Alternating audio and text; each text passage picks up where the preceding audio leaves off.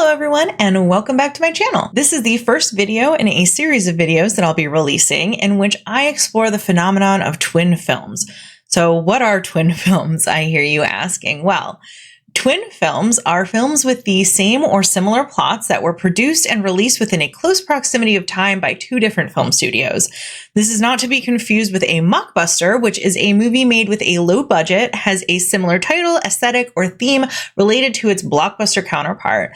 Mockbusters are released with the intention of taking advantage of public interest driven by the major film. So I've been interested in the concept of twin films for a really long time now, even before I knew that the term twin films existed. My first experience with twin films was The Prestige and The Illusionist, two movies which I had seen and got mixed up for the longest time due to their similar subject matter. In my experience, and from the research that I've been doing on twin films, it seems like there's one movie that is pretty well known by the masses, some of which end up being blockbusters, and then the other movie kind of gets forgotten. And I want to find out in these videos if that was fair. So, for example, with The Illusionist and The Prestige, the movies that I referenced a few moments ago, I feel like The Prestige is definitely the better movie, but people forget about The Illusionist because The Prestige overshadowed it in such a way. And I don't think that The Illusionist was a bad movie. I haven't seen it in quite a long time, but I remember thinking it was pretty good. So I really want to find out if it's just unfair bias. Like with that, it's Christopher Nolan, and I don't even know who directed The Illusionist, or if it's warranted. And I will, of course, be doing a video on those two movies in the future, but I kind of want to move chronologically. So today we're starting with a movie that I didn't even know had a twin film and its counterpart, which would be Sphinx and Raiders of the Lost Ark. What I did was I watched Sphinx, and then I watched its much more popular counterpart, Raiders of the Lost Ark, and I compared the two, and we'll see how that went. So I'm really excited to dive into this with you guys. And yeah, without further ado, let's get started. So we'll start off with Sphinx today, which is obviously the lesser known movie between this and Raiders. Sphinx was released on February 11th, 1981, and the synopsis, as according to Wikipedia, reads, dedicated Egyptologist Erica Barron is researching a paper about the chief architect to Pharaoh Seti. Soon after her arrival in Cairo, she witnesses the brutal murder of unscrupulous art dealer Abdou Hamdi and meets Yvonne Majot, a French journalist. She's also befriended by Ahmed Kazan, who heads the Antiquities Division of the United Nations. When she journeys to the Valley of the Kings in Luxor to search a tomb reportedly filled with treasures, she finds herself the target of black marketeers determined to keep the riches for themselves. Which sounds like a good movie, but it wasn't. At all. In fact, I can tell you it was very boring. The movie opened with a group of grave robbers unsuccessfully robbing the tomb of Pharaoh Seti. When they're caught, they are violently murdered, and I mean violently, but not before the man who I assume was the leader has the audacity to place a curse on the tomb and all who enter it. A tomb, may I remind you, that he was trying to rob, so I can't believe that he would do something like that. It's a little ridiculous. At this point, the opening credits start to roll, and I am shocked to learn that John Rhys Davies is in this movie, and of course, he's also in Raiders of the Lost Ark, so that was wild. I have a working conspiracy theory that John Rhys Davies leaked the Raiders and Indiana Jones concept so he could corner the supporting cast market in action-adventure films released in 1981. However, the similarities between Sphinx and Raiders pretty much ends there. I mean, we do have two main characters who seem to be looking for some kind of ancient artifact, and they go to another country to find it. You know, they're trying to make it seem like Erica is smart in her knowledge of history. The first scene that we see with her, she's in what I assume is some room in a university. She's talking about Egypt. They just make her seem like she's very knowledgeable about Egypt, but I can tell you from later scenes in the film, this does not seem to be the case. Because of that, she's also not very competent, nor is she very interesting. And she also comes across very much as a doormat who allows herself to get pushed around. And I mean that in the literal sense. She goes to the police after witnessing the murder of the art dealer, or she attempts to go to the police anyway, but she gets pushed by a very large group of locals, and then she gets pushed to the ground into a pile of either mud or shit. I'm not really sure which, and the movie doesn't really take the time to tell us.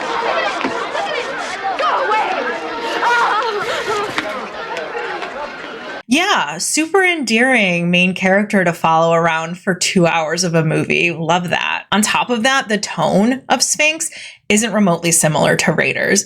We're treated to a scene at one point that paints Erica like more of a vapid tourist than someone who's knowledgeable about Egypt or its culture at all, including what seems like a typical tourist photo shoot.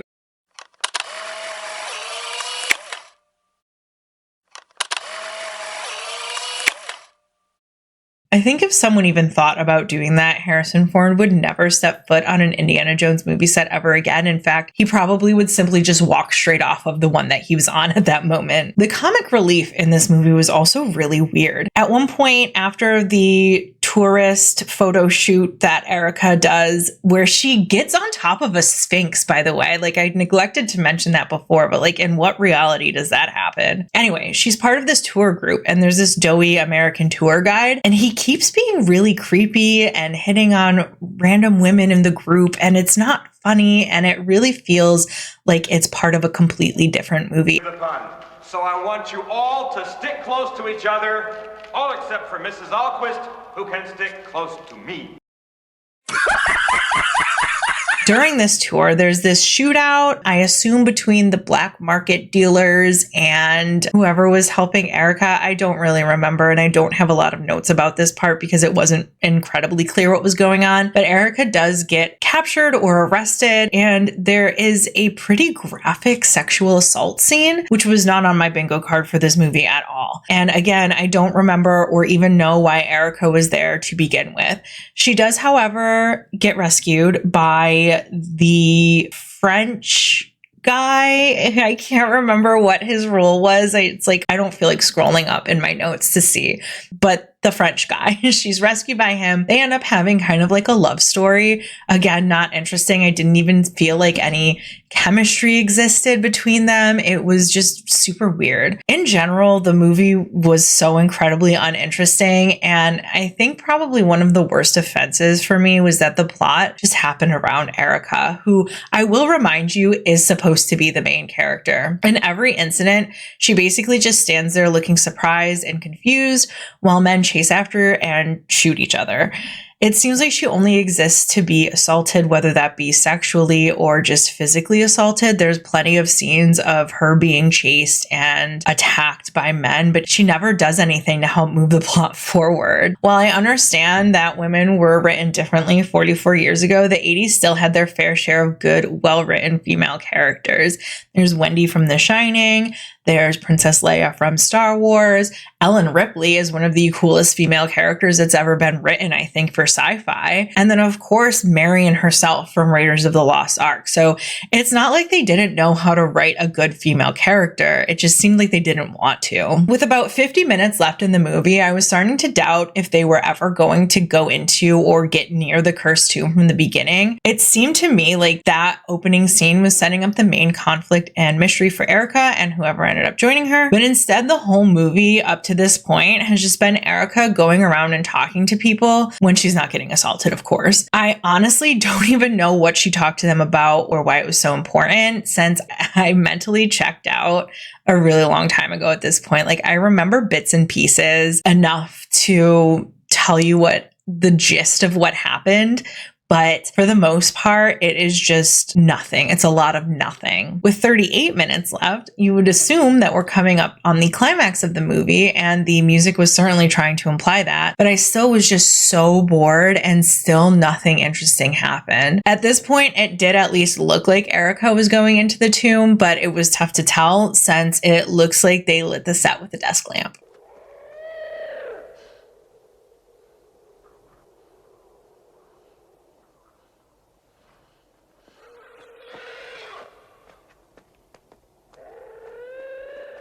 When she does finally get into the tomb, the cursed tomb, she's attacked, of course. And you know what? It's so important to have variety in your assault scenes. And, you can't always just be assaulted during your tour group of Egypt or in your hotel room. Sometimes you have to be assaulted in the cursed tomb. So we get maybe 5 minutes in said tomb. After that, we get more scenes of Erica being chased and attacked, but at least in the car, she gets to drive. The end of the movie is a little insane. The doctor that Erica fell in love with, or I don't know if he was even a doctor, the French guy that Erica fell in love with over the course of the movie, gets shot, I assume in an attempt to protect her during the most recent chase scene. She reunites with him in the treasure tomb from earlier, and he collapses the tomb on himself instead of trying to get help. Come any closer. Margaret, don't, please. We can't, Erica. We can't.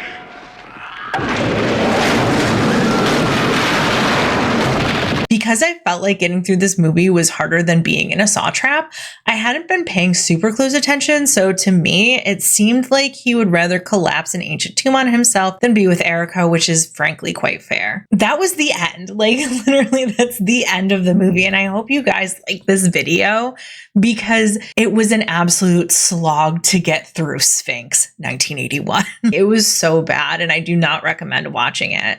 Some facts about Sphinx is that the budget was $10.2 million, and at the box office, it raked in a whopping $2 million. Critics did not like it, which is understandable because neither did I, to the point where it's credited as ruining director Franklin J. Schaffner's career. Some notable critiques come from Vincent Canby from the New York Times, who says, "The film never stops talking and never does it make a bit of sense. It's unhinged. If it were a person and you were trying to be nice, you might say it wasn't itself." Mr. Schaffner and Mr. Byram, director and screenwriter respectively, have effectively demolished what could have possibly been a decently absurd archaeological adventure film. This film is total, absolute, utter confusion. And for the record, I agree with all of this. And I'm glad my confusion solely wasn't because of my lack of attention. Like, an actual movie critic is like, this movie doesn't make sense. Another notable critique was from Time Out New York, who criticized the lousy script, uneasy heroine, and weak material. Again, I fully agree, especially with the criticisms regarding Erica. I'm not sure I'd even call her a heroine since she seemed like more of a background character in her own story. So that's all I have for you on Sphinx. My final rating is a 0.5 out of 5. It was really bad. It was totally unenjoyable. I wouldn't even recommend it with a group of your friends if you were under the influence. Like, it's not a fun, bad movie. It's just a bad, bad movie. Our next movie is a quite well-known one, Raiders of the Lost Ark, which released on June 12th, 1981, which is crazy because it's almost 4 months to the day after Sphinx released. So the summary of this movie is according to Wikipedia. Set in 1936, the film stars Harrison Ford as Indiana Jones, a globe-trotting archaeologist vying with Nazi German forces to recover the long-lost Ark of the Covenant, which is said to make an army invincible.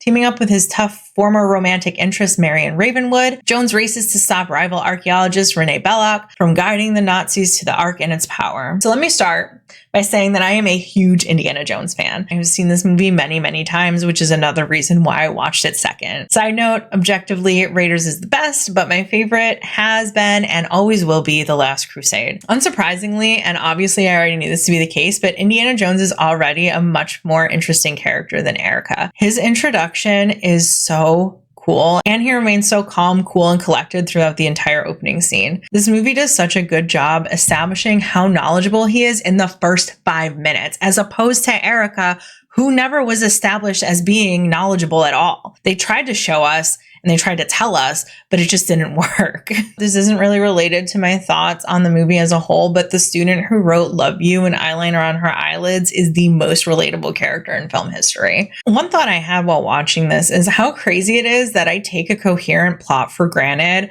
until I watch a completely nonsensical movie followed by a similar movie with a much more gripping story. Bonus points for interesting lore, especially when it comes to the niche genre of archaeological action adventure movies. The whole story behind the Ark of the Covenant is something that I feel would bore most people if it was being taught to them in school, but the delivery from Harrison Ford is so compelling and exciting that it immediately sucks you in and you want to know more. I keep thinking about how shocked I am that both Raiders and Sphinx were released in the same year too. Sphinx looks so dated, whereas Raiders still holds up very well. I'm sure this is largely due to the fact that Raiders is part of such a huge iconic franchise, and this has been remastered in HD, but even if it wasn't, I still don't think it would look nearly as dated as Sphinx did. I also feel like Sphinx took itself way too seriously considering the subject matter. Well, yes, there was technically comic relief, it felt unnatural and completely out of place within the movie. The comedic moments in Raiders, however, flow so much better and they don't feel forced at all. Plus, the physical comedy is really good too. Again, this is not relevant to my overall comparison of the two movies, but I have to mention that Indy is really out here living my wildest fantasy of lighting hundreds of creepy crawlies on fire.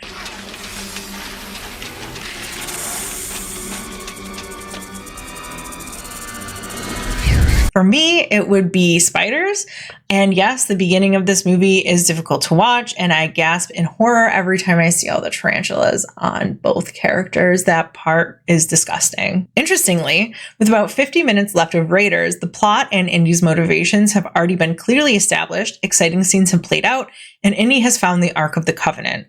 There's even been time for a cute little romance subplot with Indy and Marion, whose actors have much more chemistry than the actors who played Erica and that doctor could ever dream of having. And I also am realizing now that in my last section, when I was talking about Sphinx, I said that the French guy saved her, but I think it might have been the doctor. Her and the doctor had the love story. Shows how much I paid attention to that movie. Anyway, the cinematography is also so fantastic in Raiders. I specifically love the scene of Indy and Sala carrying the Ark, but we're only shown their shadows moving. I'll edit in a clip of that, but a very short one because I don't want to get, sued by Disney.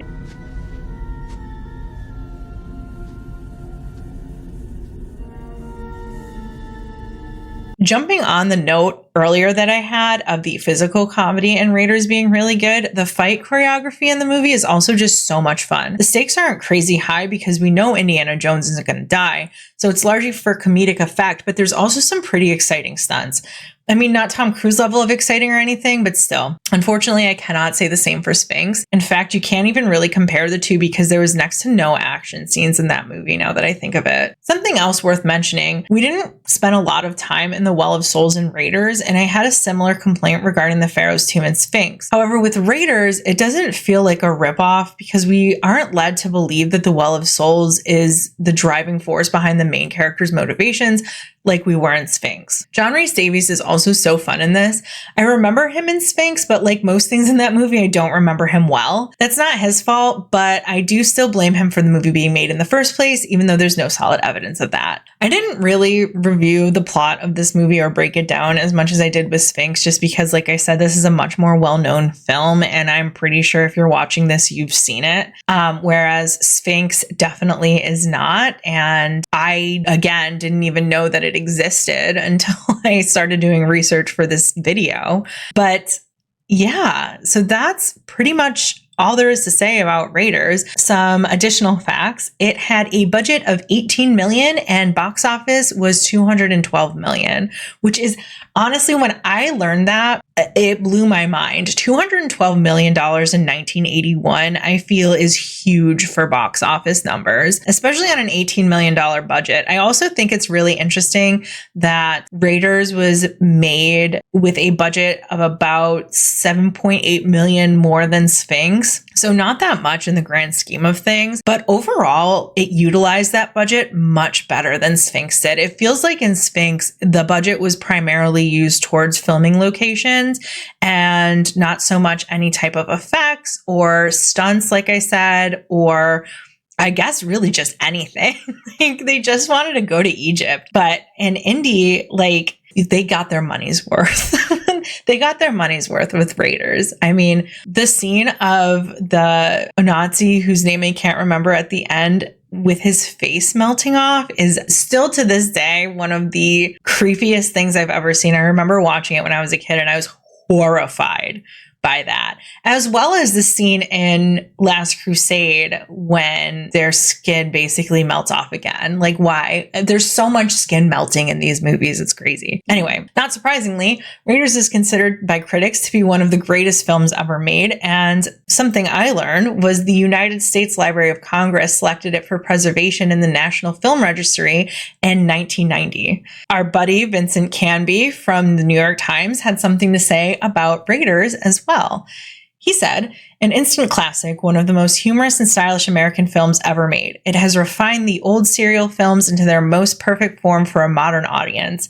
Heavily agree, Raiders is perfect. Final rating, 5 out of 5, not a single note. Spielberg and Lucas are goated." So my final thoughts, it's fairly obvious which of the two movies I prefer and for what reasons.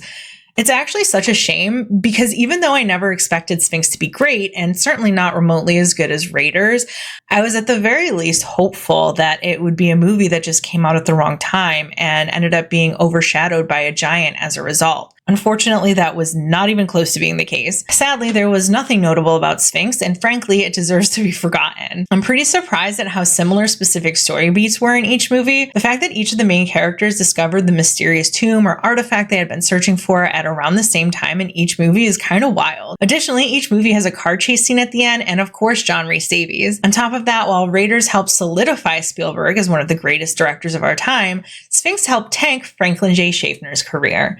So, opposites, I guess. Anyway, that's the first video in my series about twin films. I hope you enjoyed it. I certainly did enjoy researching it, and in spite of how bad Sphinx was, I do think this is a good way to expose yourself to movies that maybe you otherwise wouldn't have. The next entry in the series is going to be about a movie called Dreamscape, which released in 1984 and has a twin film by the name of A Nightmare on Elm Street, also released in 1984. Both are about people entering the dreams of others and being able to kill them in real life by killing them in their dreams. So I'm excited for that because that's another one that I didn't know had a twin film. And also because I love horror. And I'm excited to talk about horror for the first time on my channel. So anyway, let me know if you know of any twin films, if you